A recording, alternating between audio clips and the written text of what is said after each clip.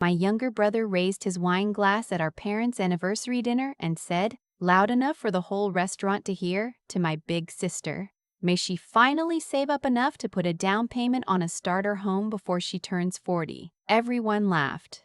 My mother laughed the loudest. My father, who I love more than anything, gave me one of those tight, apologetic smiles that meant he wasn't going to say a word. And I just sat there in my 5-year-old blazer, holding a glass of water because I was driving everyone home, and I smiled back. I said, "You're probably right, Spencer. Cheers to that." 3 days later, I called my attorney from the parking lot of a Trader Joe's in Bellevue. I said, "Pull the file on the Cascade View unit. I want him out by the end of the month. My name is Tessa. I'm 32. I live in a 1998 Subaru Outback that I bought used 4 years ago, in a 1-bedroom rental on the unfashionable side of Kirkland, Washington, and for the last 17 months my brother Spencer has been paying me $2,800 a month in rent without knowing he was paying me. He thought he was paying a property management company called Pine Ridge Holdings LLC. He thought Pine Ridge Holdings was some faceless investor in Texas. Pine Ridge Holdings is me.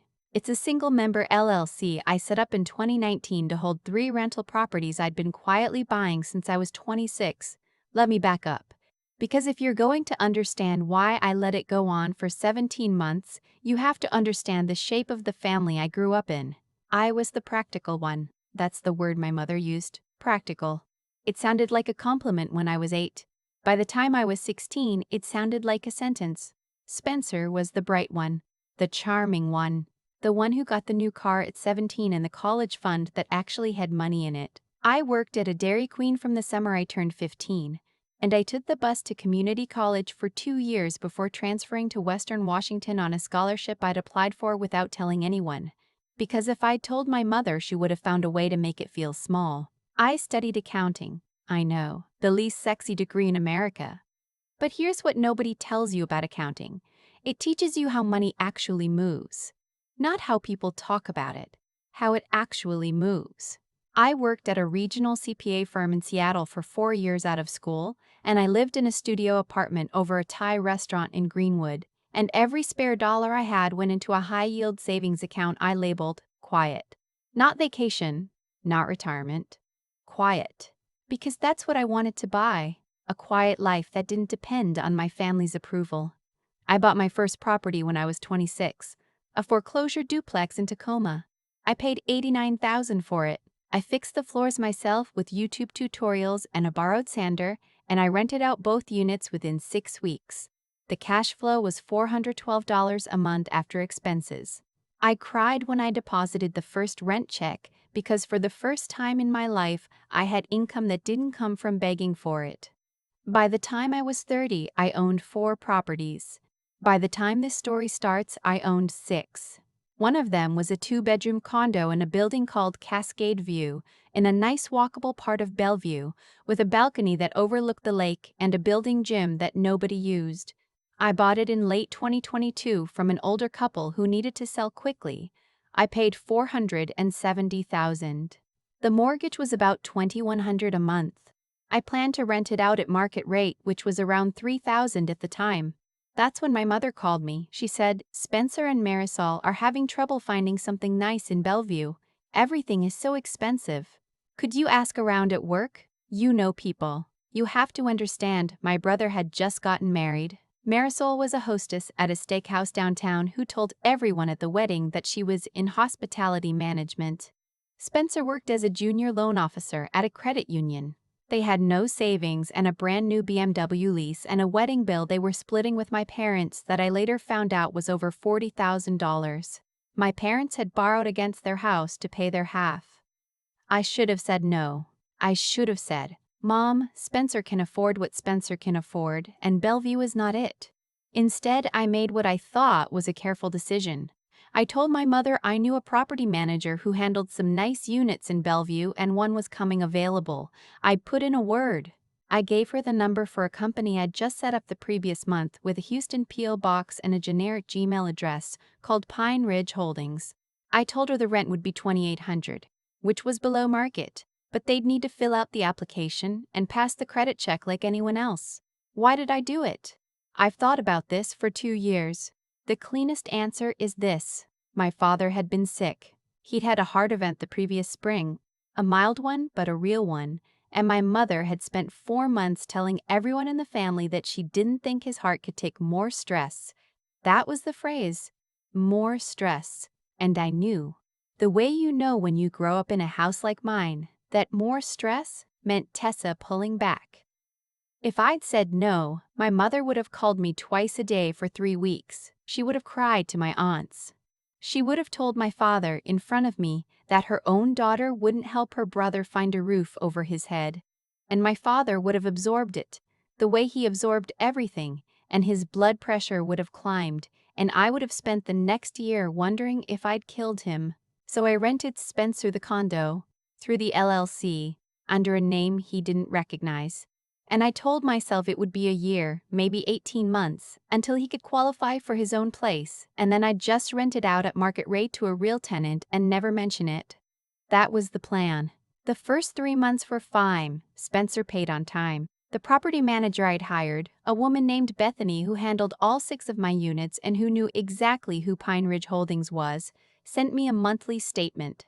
Everything was clean. I didn't even drive by the building. And then Spencer started telling people he owned the place. I heard about it for the first time at Easter. Marisol was showing my aunt photos on her phone and she said, "And here's our living room." Spencer is so picky about lighting he had to special order the chandelier. Spencer chimed in. "Yeah, our HOA is brutal about exterior changes, but interior we have total freedom." I was standing in the kitchen rinsing dishes. I almost dropped a plate. I told myself it was nothing. People exaggerate. He's embarrassed. Let him have the story. Then it was my mother's birthday in July, and Spencer made a toast that included the line, "When you have your own place, you start to really understand what an investment means." My mother got teary. My father caught my eye across the table and looked away. Marisol said something about how renting was throwing money away and how she could never go back. I held my fork very still and reminded myself that Spencer was paying me $400 above the mortgage every month. He was, in some technical and bitter sense, my best tenant. The shift happened slowly. The condescension came in small servings, the way real cruelty almost always does. At a barbecue in September, my mother told a neighbor that I was still figuring things out. I was 31. I had a net worth north of $1.4 million, almost all of it in real estate. I had also just hand-washed her kitchen floor because she'd asked me to. At Thanksgiving, Marisol asked me what I drove. I said, "A Subaru, the one I've had since 2020. She wrinkled her nose and said, "Oh, that one. I thought maybe you'd upgraded." Spencer laughed and said, "Tess is allergic to nice things. Always has been."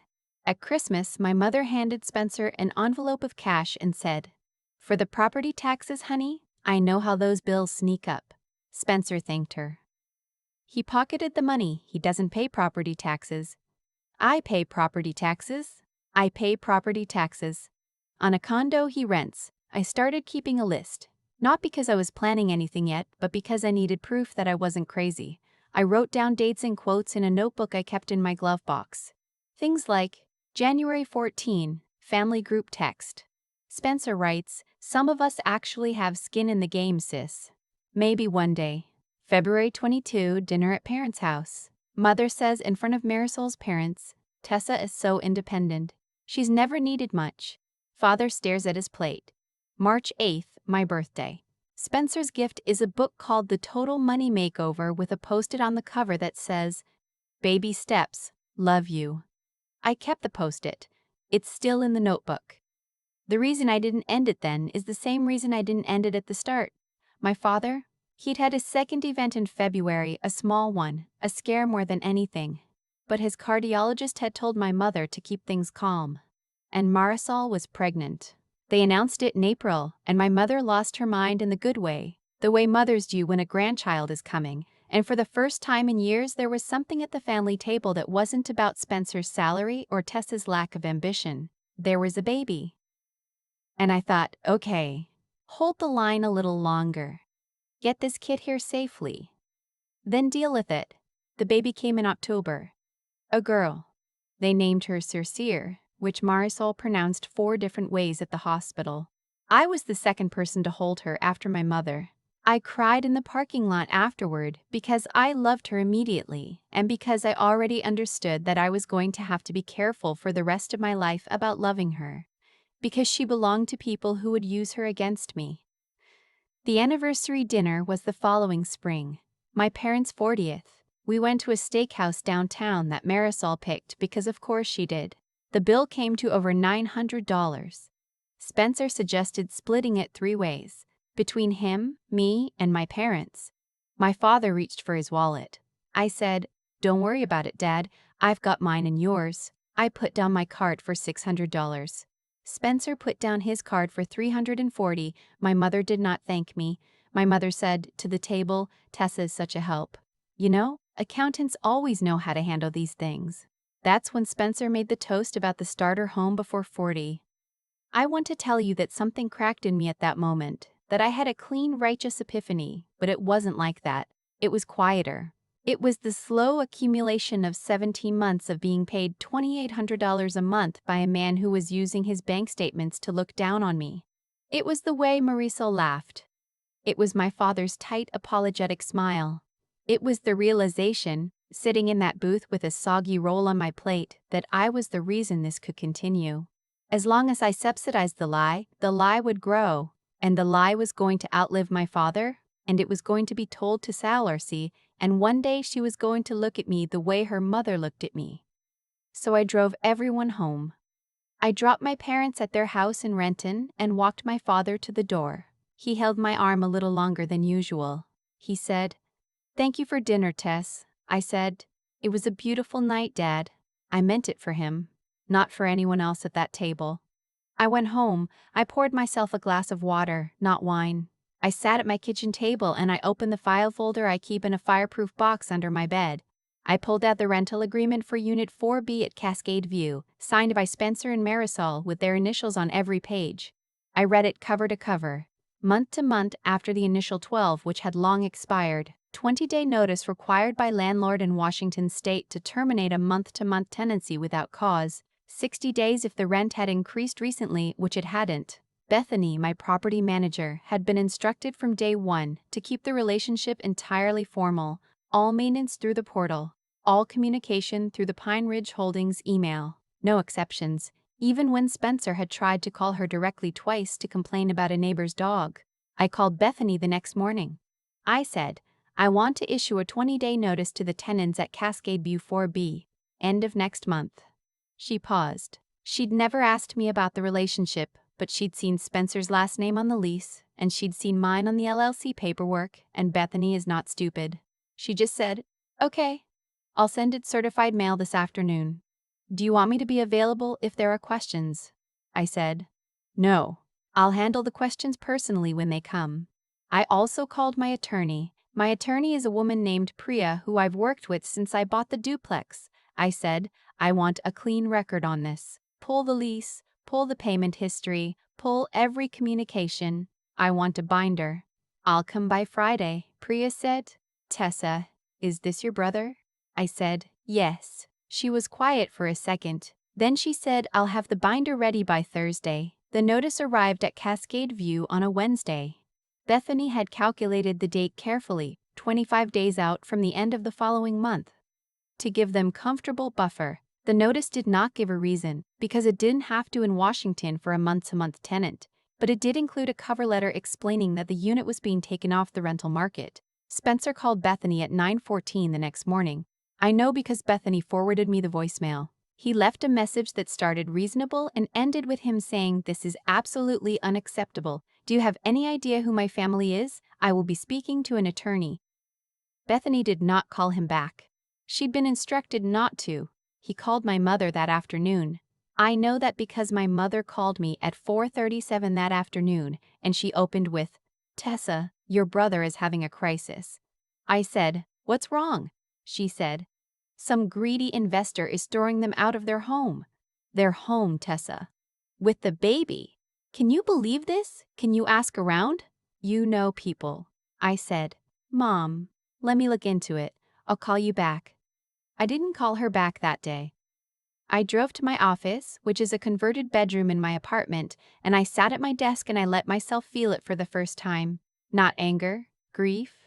I had a brother who had been told his whole life that he was the bright one, and somewhere along the way he had started to believe that meant other people existed to make his life work. And I had a mother who had handed him that belief on a silver platter, and a father who had been too tired and too sick to stop her, and now there was a baby in the middle of it. And I was about to set the whole thing on fire. The thing was, I'd already set it on fire. The notice was certified. The countdown had started. My mother called the next day, and the day after, and the day after. By the weekend she'd shifted from ask around to Tessa, you have to do something, you're the practical one. I let it ring out twice and answered on the third call. I said, Mom, I looked into it. The owner is a private LLC. They've decided to take the unit off the market. There's nothing to do. They have until the end of next month. She said, but Spencer says they've been good tenants. They've never missed a payment. I said, I'm sure that's true. She said, can you find them something else? Something comparable? I said, Mom, comparable in Bellevue is $3,500 a month. Can Spencer afford $3,500 a month? Can Spencer afford $3,500? There was a long pause. My mother said, well, what does he make, do you know? I said, I don't know what he makes, Mom. I know what he says he makes. She didn't catch it. She kept talking. She said something about how Marisol's parents were tapped out from the wedding and the baby, and my parents didn't have anything left after the second mortgage, and Spencer was under so much stress, and could I please just ask my landlord friends if they had anything coming up? I said, Mom, I have to think about this. I'll call you tomorrow. That night I did the math on a yellow legal pad, the way my accounting professor had taught me, just to make sure I wasn't being emotional. 17 months at $2,800, $47,600. Spencer had thanked me for that money 0 times because he didn't know he was paying me. Spencer had instead used the experience of paying that money to lecture me about my Subaru and my apartment and my lack of skin in the game.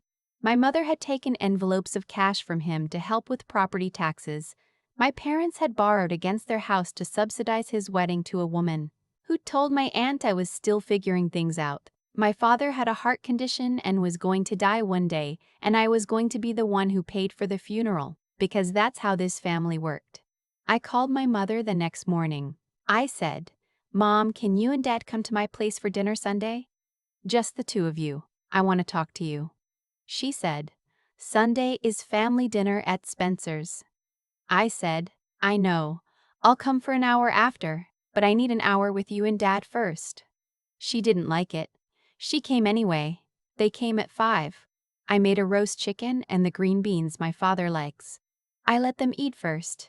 Then I cleared the plates and I poured my father a small glass of red wine, the kind his cardiologist said he could have once a week. And I put the binder Priya had made on the table. I said, I need to tell you both something and I need you to listen all the way through before you say anything. My mother's mouth was already opening. My father put his hand on her wrist. He said, go ahead, Tess. I told them everything. Slowly, the duplex in Tacoma, the fourplex in Everett, the condo in Bellevue, the LLC, Pine Ridge Holdings, the rental agreement Spencer signed, the 17 months of payments, the notice. I opened the binder and showed them the documents. I didn't editorialize, I didn't cry. I just laid it out, the way I'd lay out a tax return. My mother started crying about 3 minutes in. She kept saying, I don't understand. I don't understand. My father didn't say a word for the first 10 minutes. He read every page. He's a retired electrician. He knows how to read a contract. When he was done, he folded his hands on the table and he looked at me. His eyes were wet. He said, Tessa, how long have you owned all this? I said, 6 years, Dad. I started 6 years ago. He said, why didn't you tell us? I said, because I knew what would happen if I did. He closed his eyes. He nodded once, very slowly. My mother said, you can't do this to your brother. You can't. He has a baby. I said, Mom, I'm not doing anything to him. I'm taking back something that was always mine. She said, he thinks he lives there. He thinks it's his home. I said he told the whole family he owned it. He's been telling people for a year and a half. He has been lying to all of you. I have been letting him lie because I didn't want to hurt Dad, and I am done. She said, "You're being cruel." I said, "Mom, I have given that man in the last 17 months almost $50,000 below market in subsidized housing. I have given him a story he could tell at every family dinner. I have sat at every one of those dinners and let him laugh at me. I am not being cruel. I am being late." My father started crying. I'd seen my father cry exactly twice before, at his mother's funeral and the day I graduated. He said, "Tess, I'm so sorry. I should have stopped this years ago." I went around the table and I held him, my big, quiet father with his bad heart, and I said, "Dad, you didn't know." He said, "I knew enough." We sat like that for a while. My mother kept saying, "I don't understand," in a smaller and smaller voice. Finally, she said, "What do you want me to do?" I said, "I want you to tell Spencer the truth before the move-out date. I want him to hear it from you, not from me. And I don't want him to come to my apartment or to my office or to either of your houses with Marisol in tow looking for a scene. If he does, I will call the police and that will become part of his record, which his employer at the credit union will see. I am being very clear because I love you and I don't want there to be any confusion." My mother said, "He'll hate me." I said, "He'll hate you for a year, maybe 2. He'll come back. Or he won't. That's not my decision and it's not yours." She was quiet for a long time. Then she said, "Tessa, did Marisol know?" I said, "Marisol believes whatever Spencer tells her. Whether that's the same as knowing, I can't say." My father reached across the table and put his hand on the binder. He said, "I'll talk to Spencer with your mother. We'll do it tomorrow night." I said, "Thank you, Dad." I went to Spencer's family dinner after. I sat in the parking lot of the condo I owned, and I looked up at the balcony with the chandelier Marisol had special ordered, and I drove home without going in. I texted my mother, "I'm not coming. Tell them I have a stomach bug." She didn't text back. They told Spencer on Monday. My father called me Tuesday morning. He said, "It didn't go well, Tess. He's very angry. He says he's going to sue." I said, "He's not going to sue, Dad. He's not going to sue, Dad. He signed a clean lease. He's going to yell, and then he's going to find an apartment." I was right. Mostly, he did yell. He called me 43 times in 2 days, from numbers I didn't have saved, until I blocked them all. He sent emails that I forwarded to Priya without reading past the first line. Marisol posted a long thing on Facebook about family who pretend to love you while ruining your life, and I made my mother screenshot it before Marisol deleted it. He did not sue. His attorney, I later learned through Priya's network, had told him in plain English that he had no case, that he had signed a month-to-month agreement, and that pursuing it publicly would not be in his interest given his employer's policies about personal financial conduct. They moved out on the 28th of the following month. Bethany did the walkthrough. They left the chandelier. They also left 2 cabinet doors hanging off their hinges and a stain on the carpet that cost $800 to replace, which I deducted from their security deposit and which I sent them an itemized accounting of, certified mail, on Pine Ridge Holdings letterhead. The remaining $400 I mailed to their forwarding address, which was my parents' house in Renton, because of course it was. Spencer didn't speak to me for 14 months. My mother and I had a hard year. There was a stretch in there, around the holidays, when she told my aunt that I had destroyed the family. And my aunt called me to ask if it was true, and I told her the entire story, with documents, and my aunt called my mother back and said, in a voice I would have paid to hear, "Helen, you have got to be kidding me." My father and I got closer. We started having lunch on Wednesdays at a diner near his old union hall. He told me one afternoon over a turkey club that he had known for years that I was the only one of his kids who was going to be all right, and that he had let himself rely on that, and that he was sorry. He said, "I should have made room for you, Tess. I just always thought you had your own room." I told him that he had in the only way he'd ever been allowed to. He cried into his sandwich. We didn't talk about it again. Spencer and Marisol moved into a 2-bedroom apartment in Linwood. The rent, I happen to know because Marisol complained about it on Facebook, is $2,200 a month. They sold the BMW. Marisol went back to work part-time. Ceresa turned 2 last fall. I sent her a card on her birthday and at Christmas. My mother told me last spring that Spencer has started reading them to her. I rented the Cascade View unit out at $3,200 a month to a software engineer named Priya, no relation to my attorney, who pays on time and waters her balcony plants and once sent me a Christmas card addressed to Pine Ridge Holdings in care of T. I kept the card. It's in the notebook in my glove box next to the post-it. My father died this past February. It was his heart, the way we'd always known it would be. He went peacefully, at home, with my mother holding his hand. I gave the eulogy. I talked about Wednesday lunches. I did not talk about any of the rest of it. Spencer sat in the second row with Marisol and Cerise. He was crying. Afterward, in the parking lot of the funeral home, he came up to me with his hands in his coat pockets and he said, "Tess, can we talk sometime?" I said, "Yes. When you're ready, call me. I won't block your number." He hasn't called yet. He will or he won't. That's not my decision and it's not my mother's. The thing nobody told me, the thing I want to say out loud, is that the revenge wasn't the moving truck. It wasn't the notice. It wasn't the certified mail. The revenge was the 17 months of silence that came before. The quiet building of the thing they couldn't touch. The boring, patient accumulation of a life they didn't know how to see. The eviction was just paperwork. The revenge was already done. They had spent 40 years telling me I was practical, and they had meant it as a way to keep me small, and I had taken the word and built a roof with it. 6 roofs, actually. Going on 7. I close on a triplex in Spokane next month. My father's last words to me, 3 days before he died, were, "You did good, Tess. I'm proud of you. Take care of your mother." I am. In my way. I bought her a smaller house closer to me last summer in cash, and I rented to her for $1 a month. She knows. She's the only family member who pays rent to Pine Ridge Holdings and gets a hug when she drops off the check. I used to think the worst thing about my family was the way they made me feel small. I know now it was something quieter than that. It was the way I let them. For 17 months, I deposited Spencer's rent checks into an account he didn't know existed, and every single one of those deposits was a choice. I told myself I was protecting my father's heart. Some of that was true. But some of it was something else.